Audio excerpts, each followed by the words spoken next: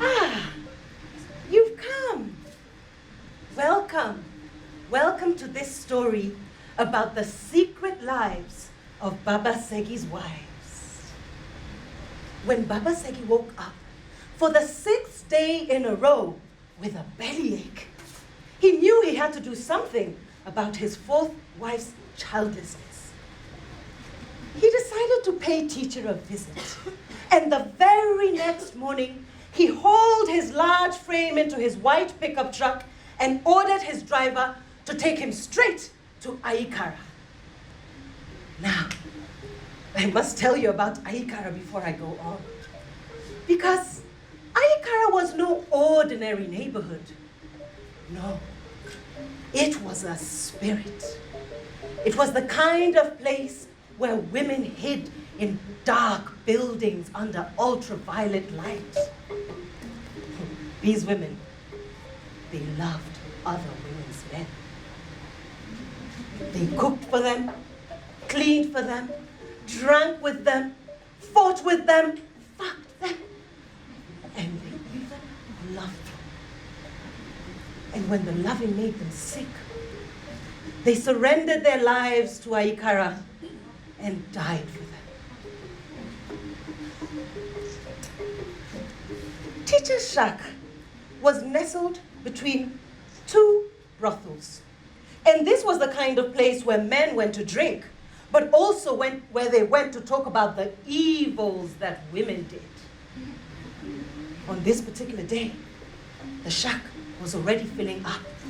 And as Baba Segi entered through the narrow doorway, he was reminded how 16 years ago he'd been here for a very similar reason.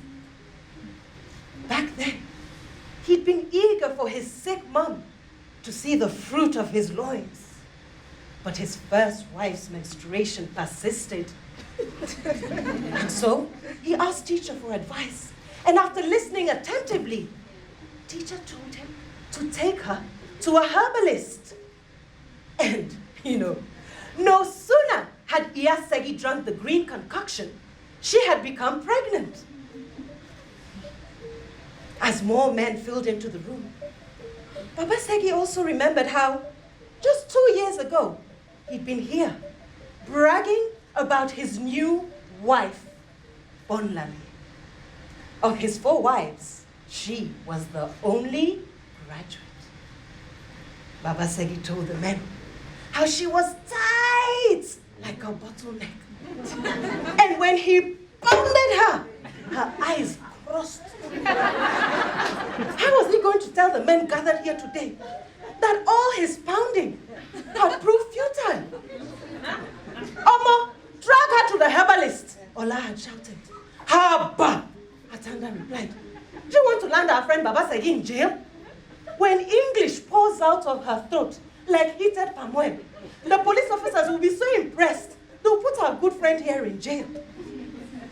As more and more men filled into the room, they each gave their advice. Teacher spoke last. And when he did, all ears perked up. Do you know what he said to Baba Segi? Baba Segi, why are you running helter-skelter when the answer is right in front of your nose? Shebi, you say she's a graduate, an educated woman. Then take her to the hospital. Ah, that was it. Baba Segi rushed his goodbyes and went back into his pickup truck and ordered his driver to take him back home. And as he entered the compound, bodies poured out of all the rooms. They were here to greet their benefactor. His sons lay prostrate on the ground. His daughters knelt. Baba Segi greeted each of his 7 children by name, pinching the cheeks of the little ones and eliciting big smiles all round. And then, midway into the living room, it suddenly occurred to him that these children could not have delivered themselves. And so, as he always did, with unabashed flirtatiousness, he greeted each of his 4 wives. "May your breath be long, my lord," Iyasegi said. Iyatope, wife number 2, quivered as she whispered her greetings. Iyafemi, wife number 3, put her white hands and black knuckles into his palms and gave him a half smile. Bonlani, the only one not to be referred to by the name of her first child, Iya, to no one, simply curtsied. Satisfied, Baba Segi collapsed into his big, luxurious armchair. Do you know, it was the only one to face the TV directly. His wife's armchairs were dotted around the room. Because you see, Baba Segi, he liked watching his wives as they watched television. He wanted to see how broadly they would smile when they watched a comedy show, or how many tears they would shed when they watched an agonizing drama. You see, Baba Segi always said, it is just as important to know someone on the inside as it is to know them on the outside.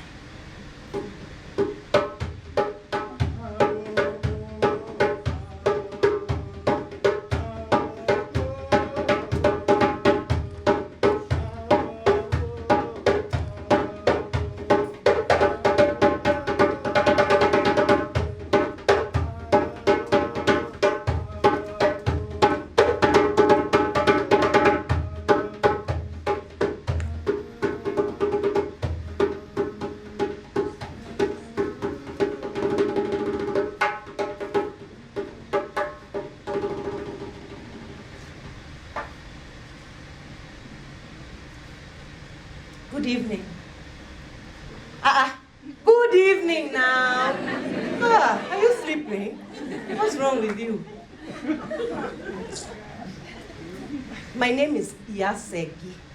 I am wife number 1. Number 1.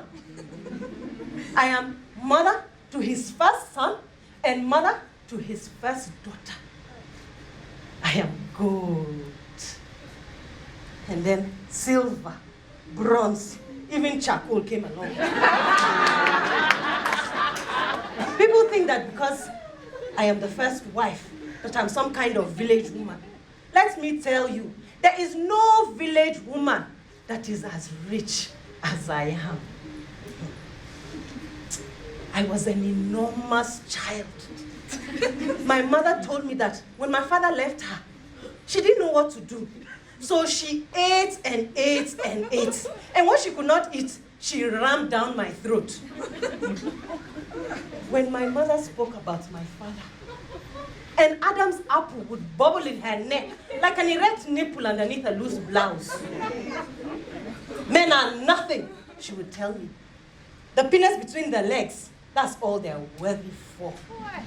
And if not that we needed them to have children, my daughter, you'd be better off sitting on a finger of green plantain.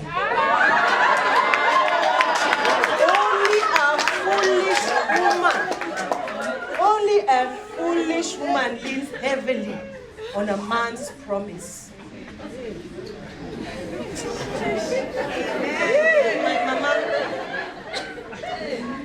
My mama had a friend. We called her Mama Alaro. She was also a widow. And she had one son who was in Ibadan, learning to become a bricklayer's apprentice. The two women were so similar. They were both fat and callous.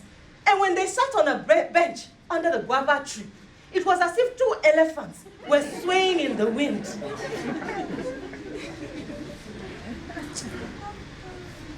just like my mother. By the time I was 18, I had amassed quite a fortune. Because like her, my arms were strong, and I was good at pounding fufu. I kept my money inside my mattress. But it was a small mattress, in a small room, in a small house.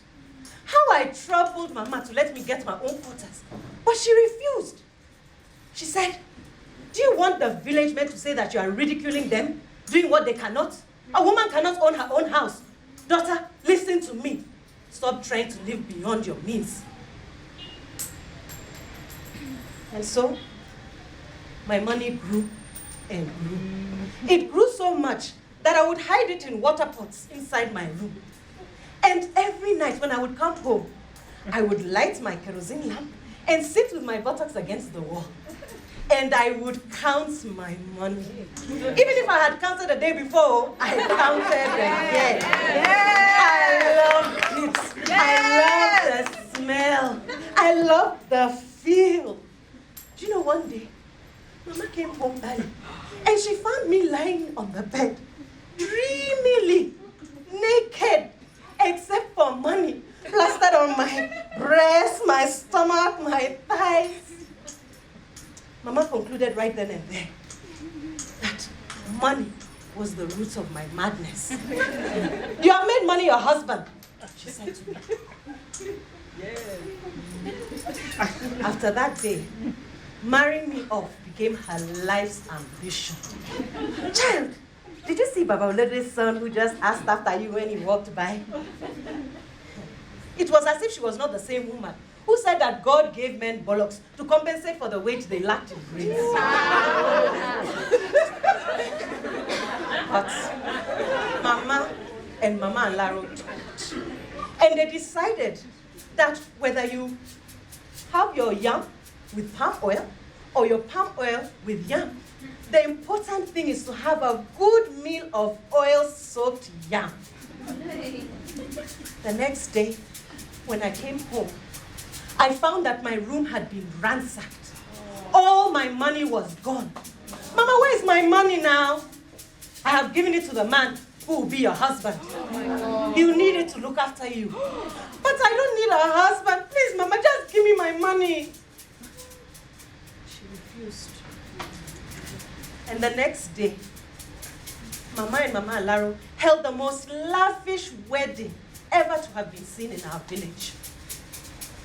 My new husband, he looked at me with interest, but I turned my face and gave him my ear.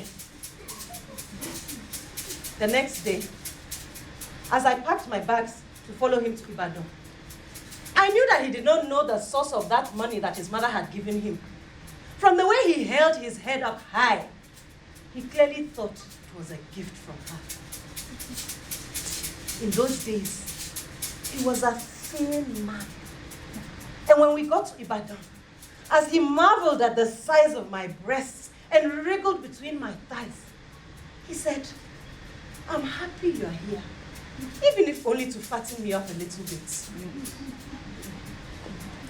I will follow you anywhere, my Lord. I said to him, I will follow my money.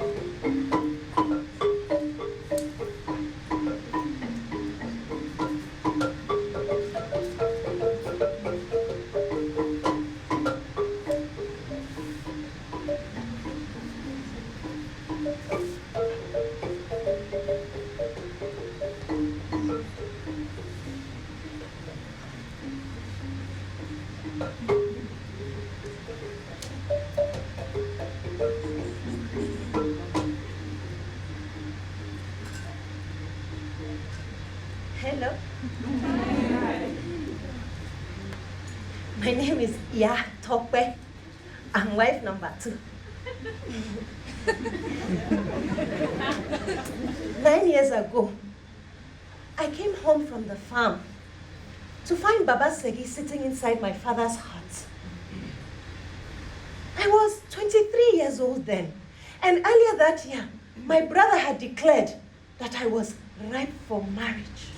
And Mama didn't tell him to shut up, oh. She said, in fact, she is bordering on decay. I thought it was so unfair that God had blessed them with such wondrous eyes that they could see a womanhood that I, on whose body it was plastered, could not. The truth is, I still felt like a child. I used to like pursuing ants as they carried sugar lumps away and scraping the scabs off my old wounds. Do you know, I even conversed with friends that only I could see. My father, he came from a long line of cassava farmers. He started hoeing cassava from the age of 3. In those days, it wasn't uncommon for big Gari factory owners in Ibadan to dazzle villagers with their talk of money. They would buy big tracts of land and let it out to us villagers. We would tend the land and then sell our crops to them. The first year, my father had been greatly pleased when he waved away 2 truckloads full of cassava tubers. He received more money in that day than he had ever seen in his life. He kept it in his pocket for like a week. And every time his knuckles would brush against it, he would smile. The following year, Baba Segi came back for another prosperous harvest. But this time, he was met with fidgety fingers and eyes that looked left and right and up to the skies above. The truth is that the rains, they punished our village. And all my father had was 6 measly baskets for Baba Segi. Later that day, as the sun went into the treetops, my father summoned me into his hut.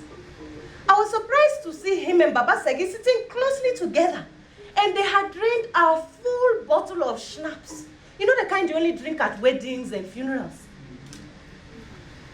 My father told me to go and get some food for them. And as I closed the door behind, I heard him say, "She is not a great beauty, but she's as strong as 3 donkeys." Do you know, I was compensation for the failed crop. Without much fanfare or farewells, Baba Segi's driver took my belongings and threw them inside the pickup truck. I sat between him and Baba Segi all the way to Ibadan, but I just looked straight ahead. And when we got to his house, Baba Segi pushed me towards his first wife and told me that I should show her great respect. She looked at me, down and up, and said that my rags could not stay in the house.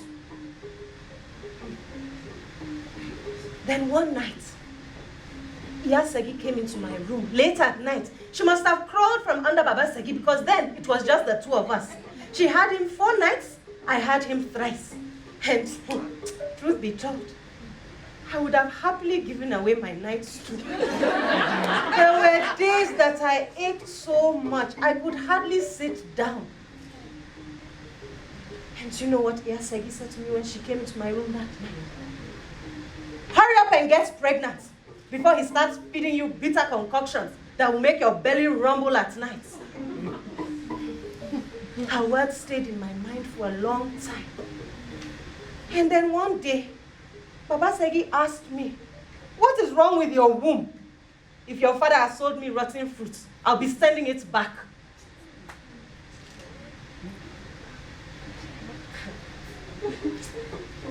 cannot tell you the name of the man that I met. Because I'm a bit ashamed. All I will tell you is he was the meat seller that Segi used to send me to every Wednesday. On this particular day, he had already cut and wrapped my meat when I realized that I couldn't find my money.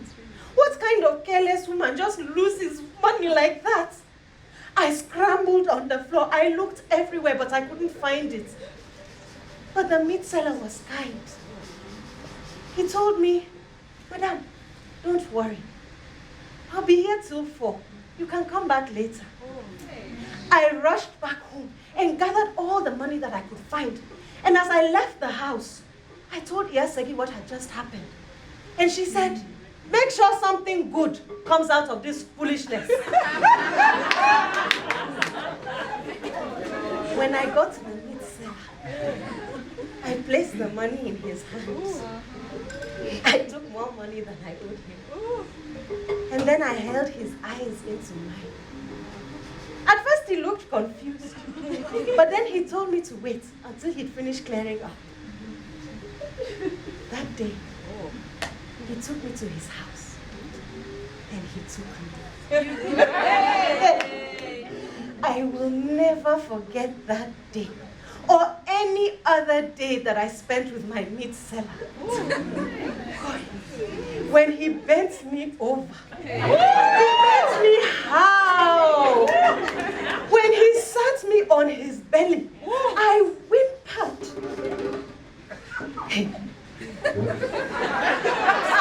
There were times that it was like there was a frog in my throat, blowing and blowing and blowing, until whoosh, all the warm air left my body. I will never forget those days. That is how I lived for 4 years. 3 days of pummeling from Baba Segi, and 1 day of healing from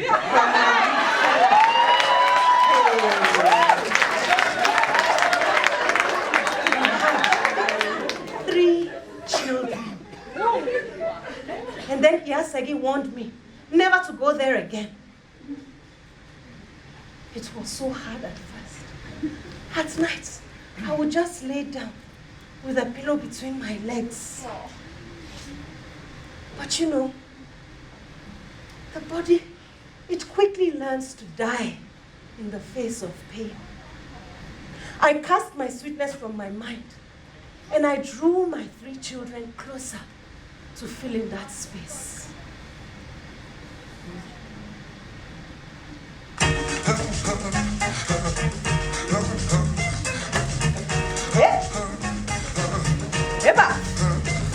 If you call her a woman, African woman, no go read.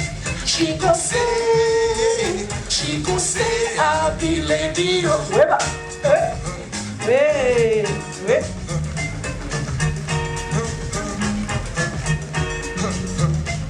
If you call her a woman, African woman, no go read. She go say, I'll be lady of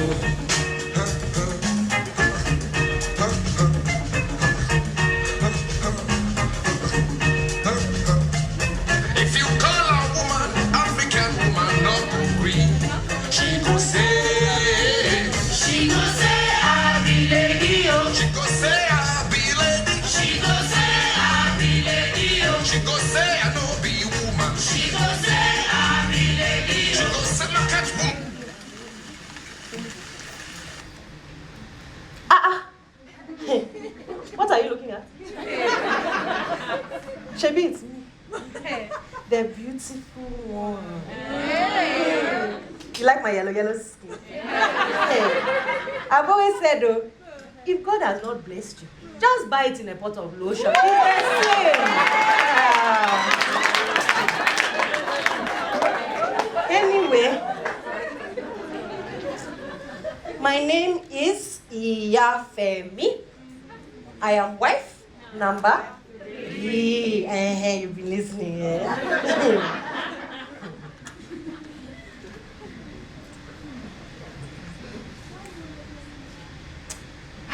wonder what my life would have been like if I were not an orphan. For one, I would have been able to read and write.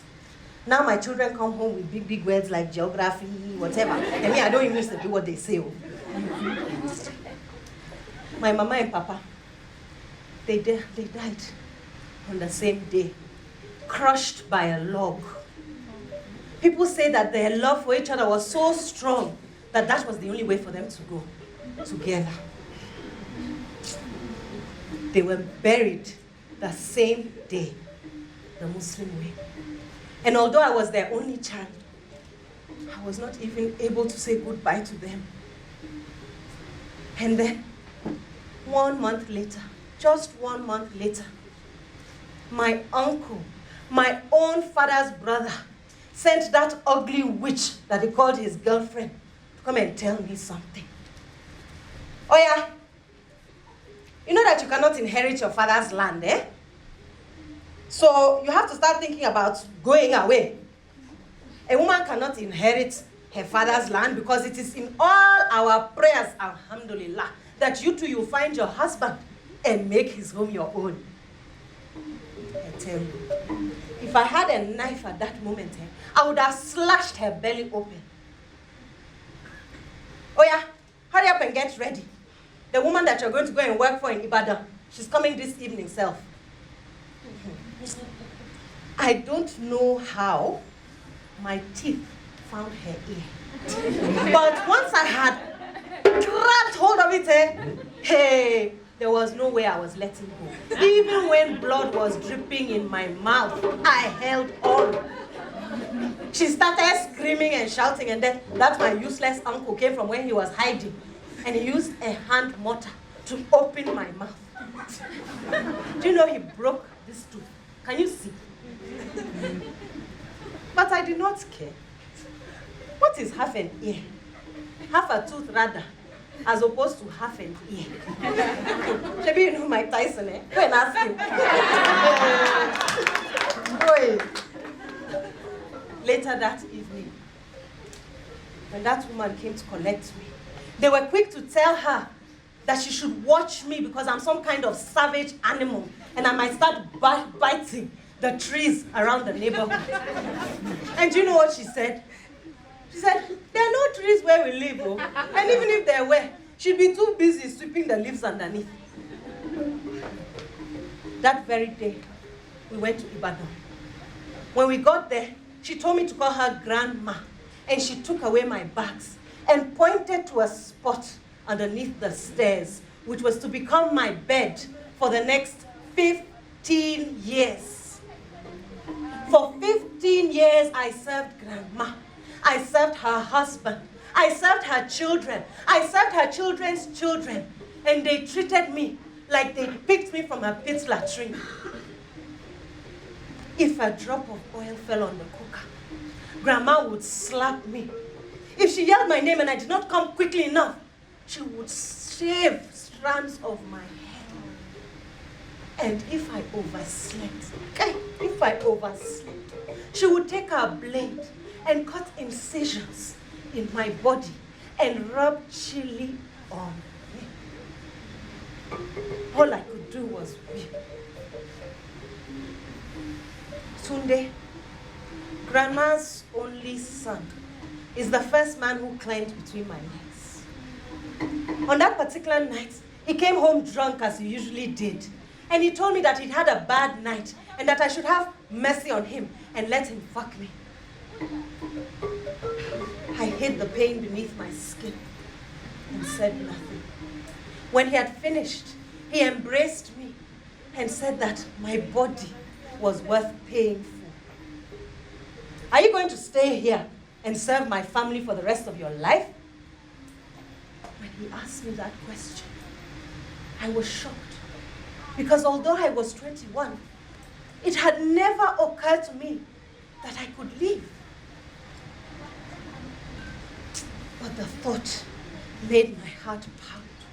And it was only a few weeks later, when Grandma sent me to Bodija Market, that the impulse to flee returned.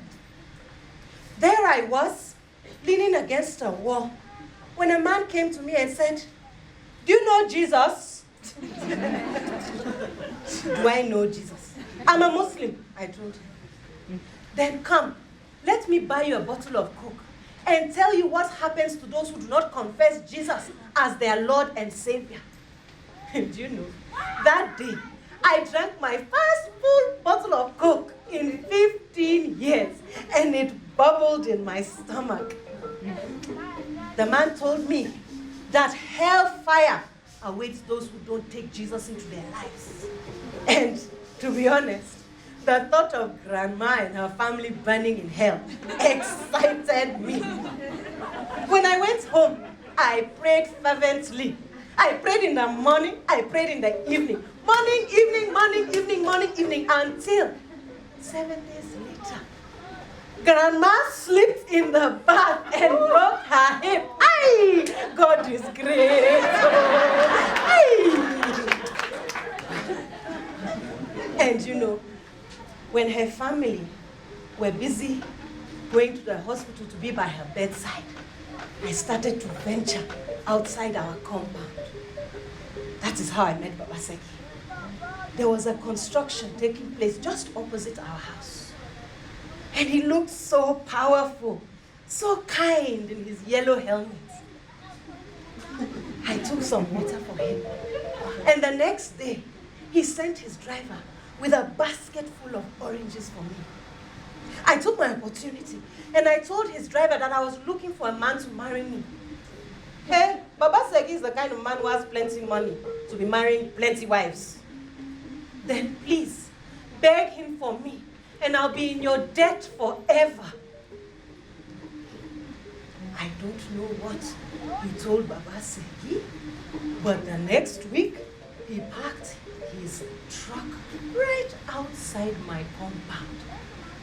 There was nobody home. So I took everything I wanted and then I rubbed shit in every pillow except for 2 days. When I got to Baba Segi's house, I was struck by how dirty everything was. The curtains were soiled. Even his wives, the aging goat and the shameless toad, were dirty. But then Baba Segi showed me to my room. And the bed was big and soft. I had never felt anything like it before. I now know why you rich people, you sleep so much more than us paupers. I tell you, the next morning, I woke up like I had been suspended in mid-air. Hey. Not even God would have made me leave Baba Segi's house after that day. But Baba Segi himself, the price was less appealing. There was no kissing and hugging and nuzzling that like with Tunde. It was just like a flatulent pig. And so, I kept seeing Tunde. He used to take me to a place where you could rent a room for 2 hours. They called it shop time. And luckily I did, because after a few months, Segi came into my room one night. Baba Segi must have been pummeling Iyatokpe at the time. And she told me how children are born in Baba Segi's wife's house. When she closed the door, I smiled. I was already pregnant. 6 months later, when my first son was born, Segi commented about how big he was for a child born 3 months early. I told her God's ways are mysterious. And I snatched my child from her hand and took him back to the room.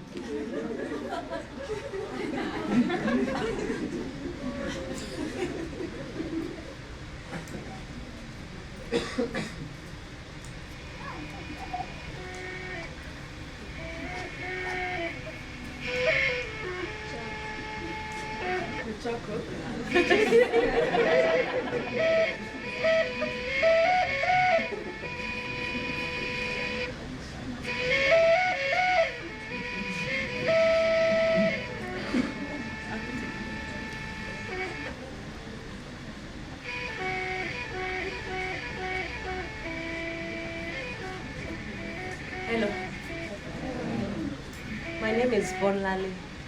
That's right. Just plain Bonlale. Yeah, mother to no one. I'm wife number 4.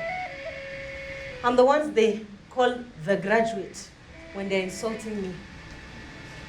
They hate me. Did they tell you? They just absolutely hate me. I don't even know why. Yes, Segi, I think she thinks that I might steal her money.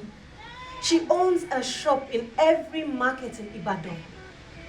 And she hides her money inside her mattress.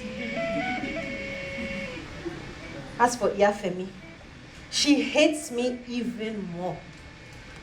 I think she thought she'd be the last one. I see her putting on makeup every day. Do you know, she won't even let me help the children with the homework. She won't even let me into their room. There was one time, both Segi and Iyafemi, they put a dead rat in my room. They had screwed a nail through its skull and had sewn its lips with red thread. They accused me of witchcraft. They said that because I am barren, I want to destroy their family. Do you know that Baba Segi almost killed me that day? He strangled me. But when he saw that I did not react, he knew that something was not right in the story. So he just left and went to that place where he likes to drink. As for Iyatokwe, I think she likes me. And she wants to be my friend. But she's too scared of the other two. Maybe I would care if I was not so ruined, so damaged, so destroyed. 10 years ago, I was not like this. I was alive. I was head girl of my secondary school, head of the debating society. I was the kind of child that every mother wanted.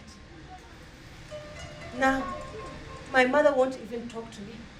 She can't believe that I, a graduate, agreed to be somebody's 4th wife. But it all changed that day.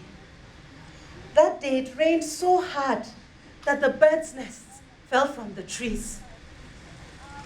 I was home late. I was coming from singing practice. And I knew Mama would be worried because I was never late. I rushed along. There was water everywhere and my clothes were clinging to my body. I tried to stop taxis, but as is usually the case when it rains so much, they refused to stop. They didn't want us to spoil their cars with our wet clothes.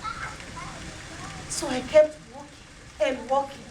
And then at one point, a Mercedes drove by and parked a few yards away from me. I ran towards it and poked my head inside, thinking that maybe it was one of my school friends. But when I looked, I did not recognize the man. Mama had warned me about kidnappers, so I took 2 steps back.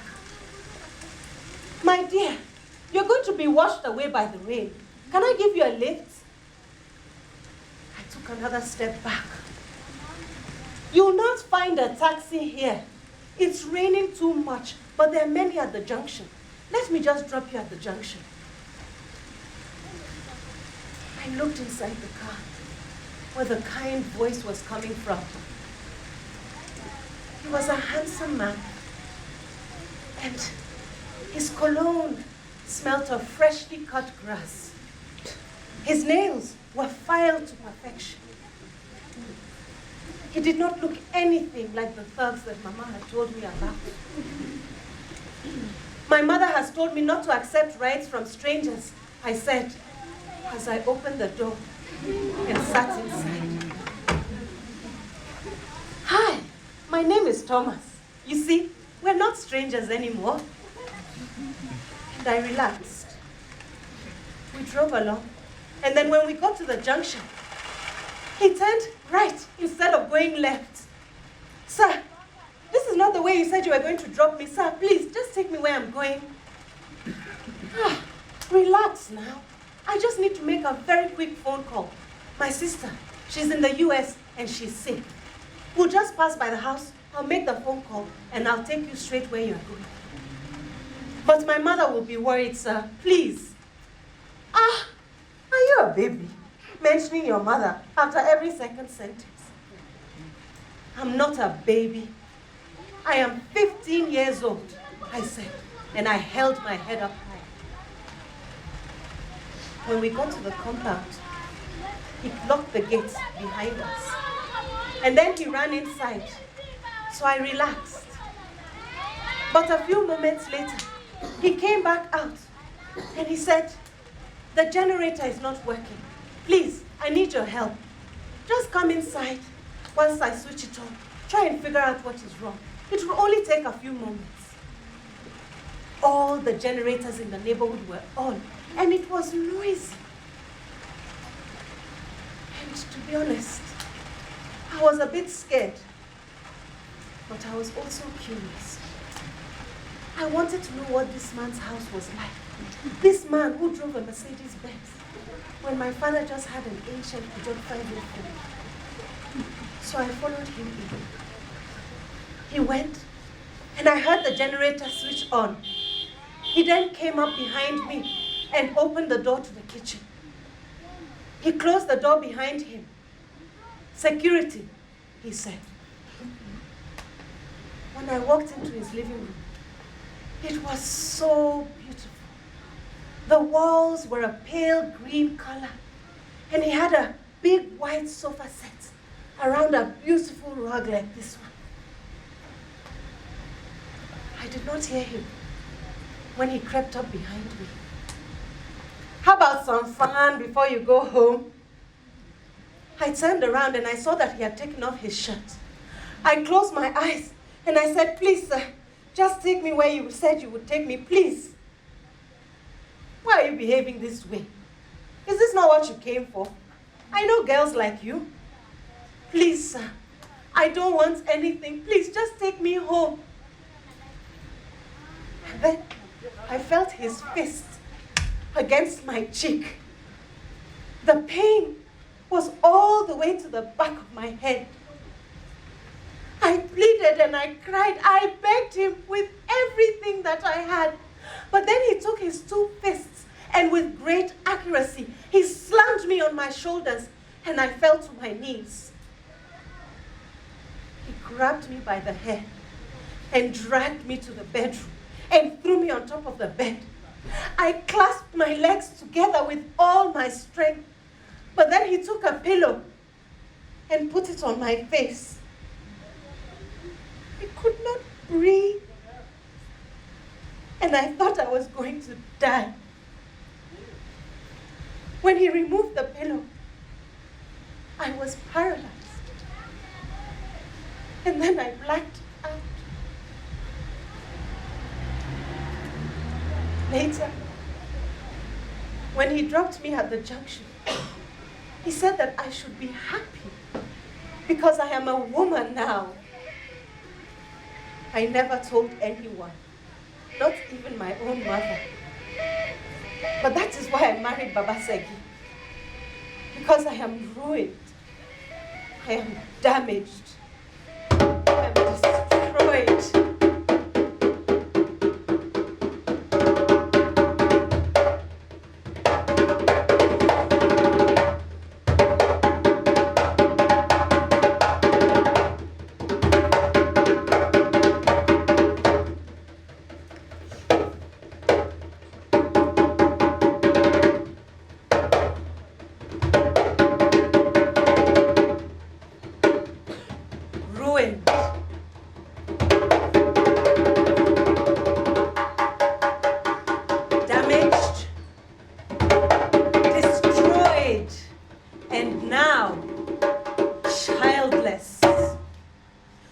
Baba Segi came home from the teacher's shack that day and told Bonlale that they were to go to the hospital to find out what was wrong with her.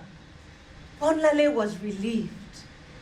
The very next day, they got into their white pickup truck.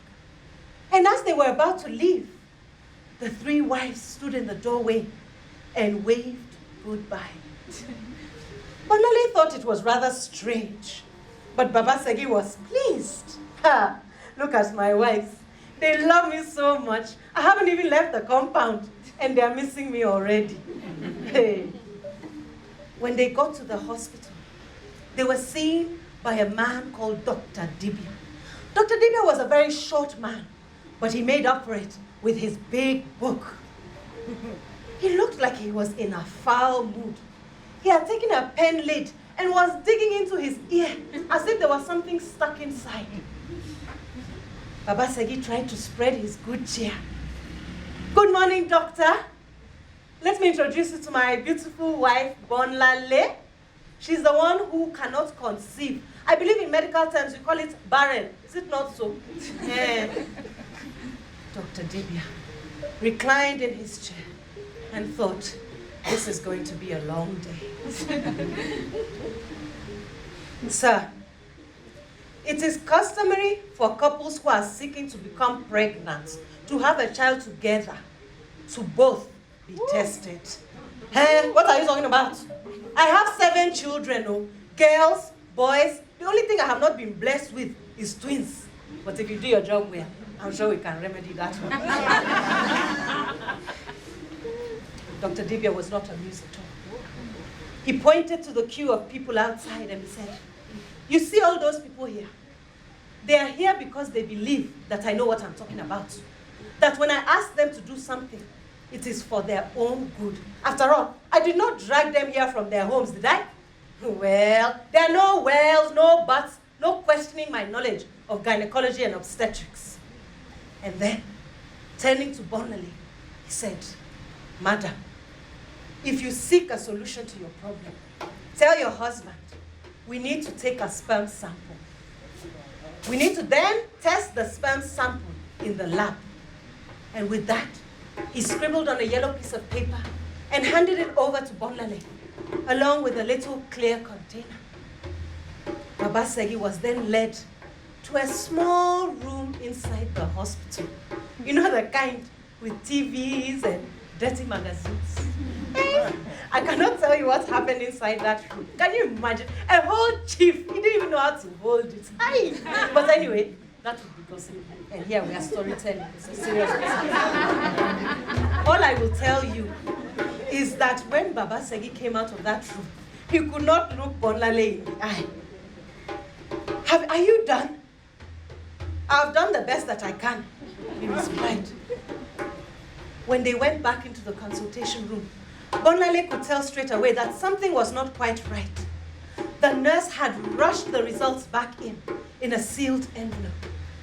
And Dr. Dibia, who had been in such a foul mood before, was being so gentle. He was even speaking in parables. Sir, you know that yam cannot cook itself.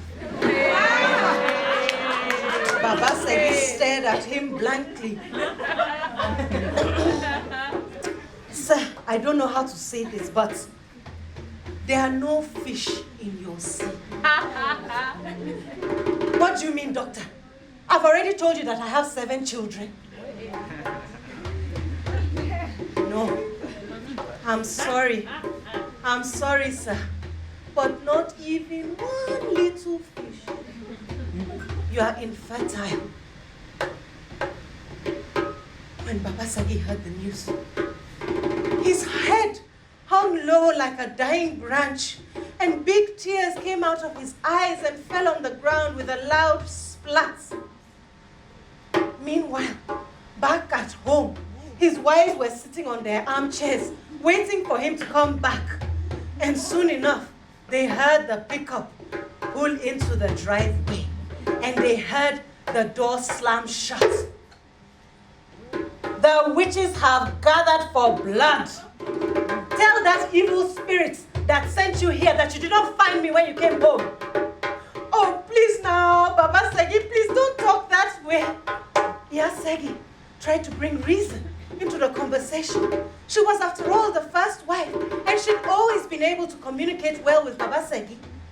But not this time. What mouth do you have to come and tell me anything? You who have brought bastard children into my house. And then Iyafemi had a brainwave. Baba Segi, it was the devil. It was the devil. Please now forgive us. Yes, it was the devil. And I'm tired of doing his work for him. Come and collect your offspring and get out of my house, you harlots! And with that, Baba Segi was dead. Not dead, but dead to the world. He had collapsed from the shock. But by the next morning, he had recovered. And he called his wives to a meeting. And as his first son walked past, he stopped him and he said, Aki, put what I'm going to tell you in your left hand, lest you wash it away after eating with your right. When the time comes for you to marry one woman alone. And listen carefully to everything she says. Even listen to what she does not say. I thought that I knew that, but clearly not. And then, turning to his wives, he said, you're free to go. The door is open. I will not stop you. Please, Baba Segi, you're talking about the father of our child. Who is the father of our child if not you? Who's the father? They all bear your name. You have named every child in this house. Please, Baba Segi, have mercy. Segi pleaded and grabbed hold of his legs. Iyafemi took her cue and started crying. Oh, please, Baba Segi, please don't let people to see our shame. Let's keep our secrets from those who seek to mock us. And the two women, they cried and yelled, and they were so good. In fact, they were so good that a decision was easy. Baba Segi said that they could stay as long as they became the wives that he wanted them to be. Segi was forced to surrender all her money and hand it over to him. Close all her shops and stay at home. Iyafemi, she was forbidden from wearing makeup. And she was forbidden from going to church. God can hear you wherever you are, Baba Segi told her. Surprisingly, he didn't have any punishment for Iyatokwe. And Bonlale, she chose to leave because she realized that she was not ruined, she was not damaged, she was not destroyed. Ah,